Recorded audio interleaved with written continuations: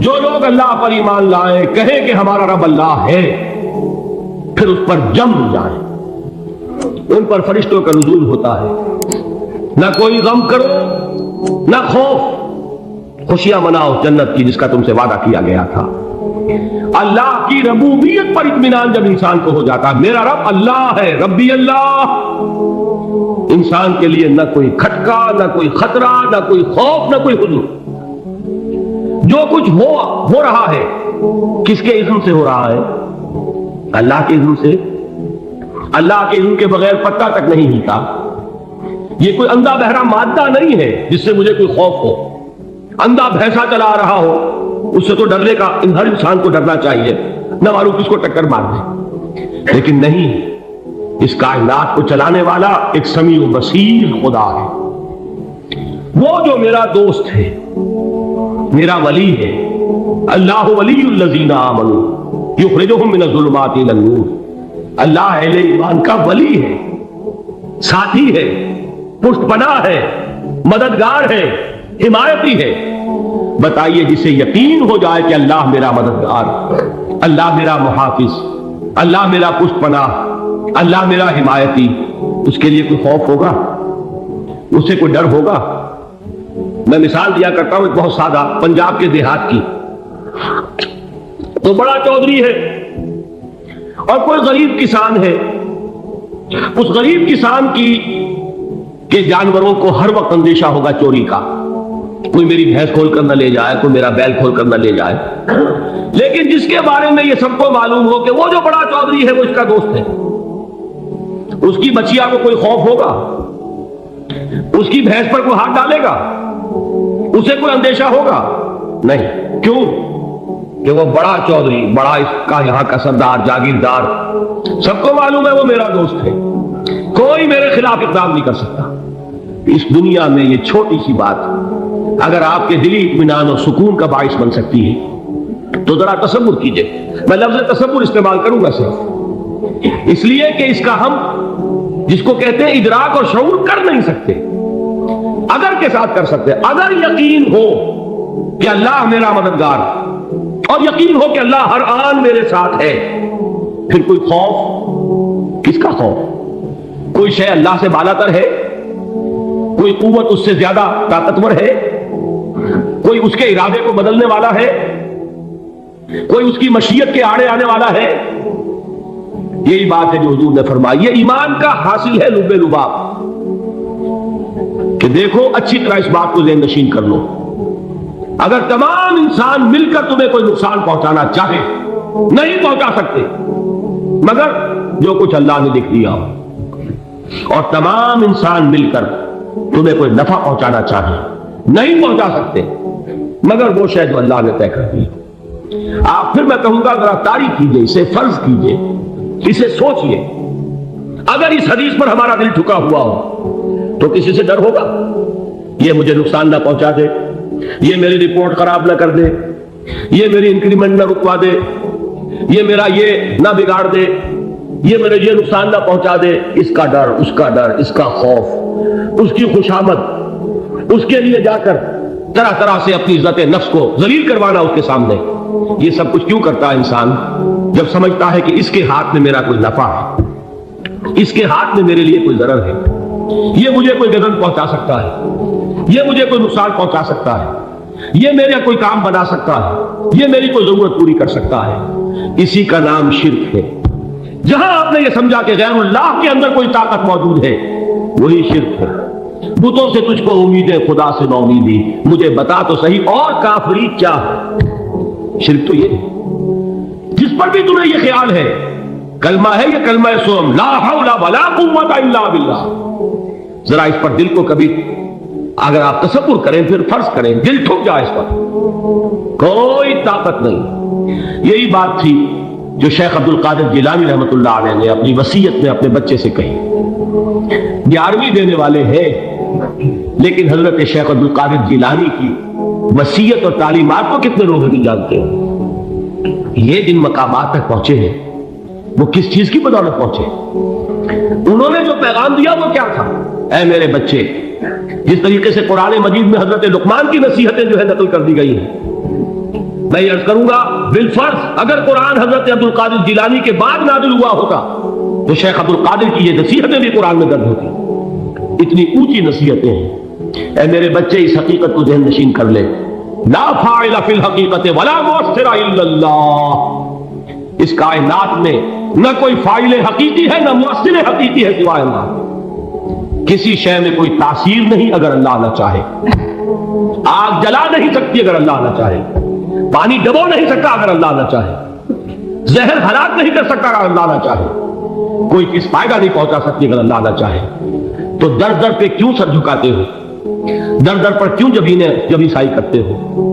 سب کے سامنے کیوں ہاتھ پھیلاتے ہو؟ ایک اللہ سے مانگو, ایک اللہ کے سامنے جبین سر پر زمین پر اپنی جبین رکھو.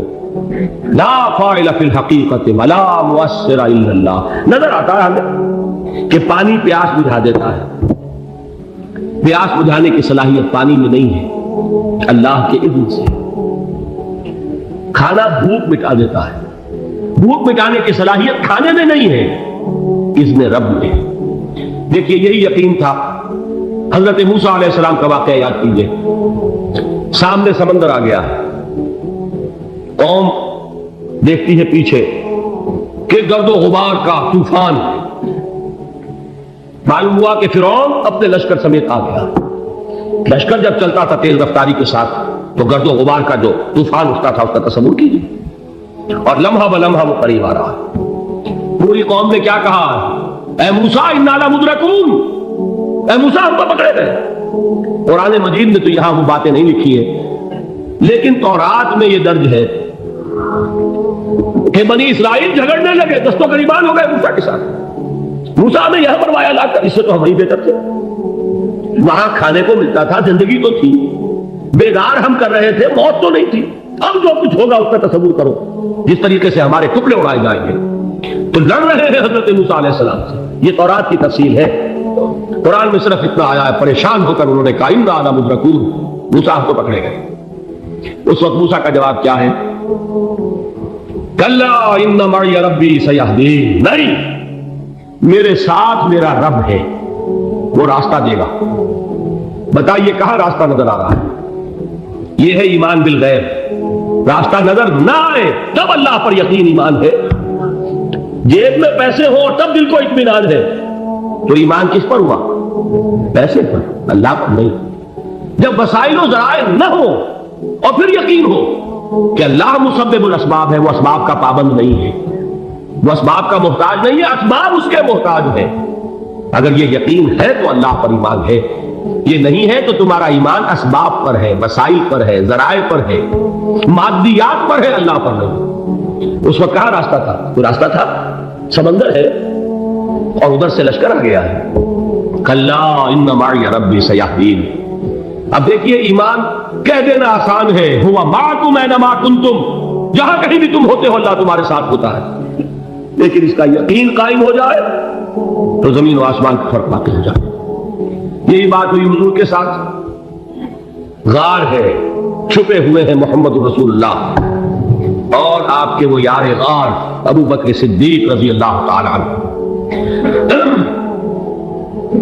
اقبال نے حضرت ابو بکر کی شان میں چند اشعار پین سے ہو, لیکن واقعہ یہ ہے کہ بھاری بھاری نظموں پر اور قصیدوں پر بھاری, طویل ترین نظمیں اور قصیدے ہوں ان پر بھاری.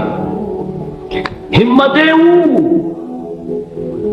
ابو بکر کی ہمت جو ہے, کشت ملت را جو اب جیسے بارش سے کھیتی اپجتی ہے, ابو بکر کی ہمت اور عظیمت اس امت کو اسی طرح سینچنے والی ہے. ثانیے اسلام و غار و بدر و قب, وہ دوسرے تھے اسلام میں, دوسرے. پہلے کون تھے؟ انا اول المومنین, حضور فرماتے ہیں سب سے پہلا ایمان لانے والا میں. دوسرے ابو بکر. ویسے ہمارے ہاں یہ چلتا ہے اختلاف, حضرت علی پہلے ہیں کہ حضرت ابو بکر پہلے ہیں, لیکن اس میں بڑی خوبصورت تطبیق قائم کی ہے علماء نے, اور بہت صحیح ہے. چار کے بارے میں فیصلہ ہی مت کرو کہ کون پہلے. ان کی ایک عجیب تقسیم کرتی ہے. آزاد مردوں میں, بالغ مردوں میں سب سے پہلے ابو بکر, بچوں میں سب سے پہلے علی, خواتین میں سب سے پہلے خدیجہ، اور غلاموں میں سب سے پہلے زید ابن حارثہ۔ بڑی پیاری تقسیم ہے، یہ چاروں ہی پہلے ہیں، ہر ایک کے لیے اولیت ہے۔ اور واقعہ یہ ہے کہ اگر زمانی اعتبار سے تعین ہوگا تو پہلے خدیجہ الکبریٰ آئیں گی رضی اللہ تعالیٰ عنہ۔ کسی اور سے بات کرنے کی نوبت بعد میں آ سکتی ہے، پہلے تو اہلیہ محترمہ سے بات ہوئی، آتے ہی پہلی وحی ہوئی ہے، ابھی تبلیغ کا حکم نہیں تھا۔ کس کو بتایا واقعہ؟ ابھی اپنی نبوت کی تبلیغ کا تو حکم ہی نہیں آیا۔ واقعہ کس کا ہے؟ وہ خدیجہ کا ہے۔ جب کہا ہے کہ خشیت علی نفسی، مجھے اپنی جان کا اندیشہ ہے، تو کیا جواب دیا خدیجہ نے رضی اللہ تعالی عنہا؟ وہ صدیقۃ الکبریٰ ہے۔ صدیقات جو ہے خواتین، ان میں چوٹی پر خدیجہ الکبریٰ ہے رضی اللہ تعالی عنہ، اور صدیق جو مرد ہیں ان میں صدیق اکبر ہے ابو بکر صدیق رضی اللہ تعالی عنہ۔ لیکن صدیقات میں چوٹی پر جب حضور نے فرمایا خشیت علی نفسی، کیا فرمایا، کیا عرض کیا، کیسے تسلی دی؟ نہیں، اللہ آپ کو ضائع نہیں کرے گا، آپ غریبوں کے ہمدرد ہیں، آپ مساکین کے تکالیف رفع کرنے والے ہیں، آپ بیواؤں کی سرپرستی کرتے ہیں، آپ مسافروں کی خدمت کرتے ہیں، اللہ آپ کو ضائع نہیں کرے گا۔ یہ یقین ہے اس خاتون کے اندر۔ خیر وہ ایک علیحدہ بات ہو جائے گی۔ میرے دل پر حضرت خدیجہ رضی اللہ تعالیٰ عنہ کی شخصیت کا بڑا گہرا نقش ہے، جو وہ کوئی اور ہی وقت اور موقع ہوا تو بیان ہوگا۔ بہرحال اقبال نے ایک مصرے میں جو 4 اولیتیں جمع کر دی ہیں، ہمتیں کشت امت را چو ابر، ثانی اسلام و غار و بدر و قبر۔ اسلام میں حضور کے بعد پہلے کون؟ ابو بکر۔ غار میں حضور کے ساتھ کون؟ ابو بکر۔ بدر کی رات اللہ کا رسول سر بسجود، وہ جھاڑ، وہ گھاس پھوس کی جو جھوپڑی بنائی گئی تھی، اور وہاں تلوار ننگی لے کر پہرا دینے والا کون؟ ابو بکر۔ اور اس حجرہ عائشہ میں محمد کے بعد سب سے پہلے دفن ہونے والا کون؟ ابو بکر رضی اللہ تعالیٰ عنہ صلی اللہ علیہ وسلم۔ وہ جو معاملہ میں سنا رہا تھا غار ثور کا، حضرت ابو بکر بھی حضور کے خیال سے لرز گئے ہیں۔ آپ کو یاد ہوگا کہ جا کر پہلے تمام جتنے سوراخ تھے انہیں بند کیا، ایک سوراخ رہ گیا تھا جس کو بند کرنے کے لیے کوئی کپڑا نہیں تھا، وہاں اپنی ایڑی رکھی ہے، تب کہا ہے حضور سے تشریف لائیے، اور اپنے زانو پر حضور کو لٹایا ہے، اور وہاں کسی موذی جانور نے کاٹا ہے، حضور کی آنکھ لگ گئی تھی، اس وقت اس بل کے اندر جو بھی بچھو ہے کیا ہے اللہ عالم، اس نے کاٹا ہے، اس کی تکلیف کی وجہ سے ابو بکر کی آنکھوں سے آنسو ٹپک گئے، حضور کے چہرے مبارک پر پڑے ہیں، تو حضور جاگے ہیں، معاملہ کیا ہے؟ ایڑی نہیں ہٹائی وہاں سے، مبادا وہ جانور وہاں سے نکل کر محمد الرسول اللہ کو کوئی گدن پہنچا دے، ابو بکر کی ایڑی ہے، جس طرح چاہے کھا لے، ختم کر دے، جان نکل جائے تب کوئی آنچ آئے محمد پر تو آئے، لیکن جیتے جی نہیں۔ وہ ہے ابو بکر۔ حضور کے خیال سے اس وقت حضور نے پھر اپنا لعاب دہن لگایا ہے، اور اس سے پھر آپ کی تکلیف ختم ہوئی۔ جیسے خیبر میں حضرت علی کی آنکھ دکھ رہی تھی، اس کو جو شفا حاصل ہوئی وہ بھی حضور کے لعاب دہن سے ہوئی۔ تو بہرحال اس وقت انہوں نے کہا ہے کہ اے نبی یا رسول اللہ، اگر اس وقت ان میں سے کسی نے غیر ارادی طور پر بھی اپنے قدموں کی طرف جھانک لیا تو پکڑے جائیں۔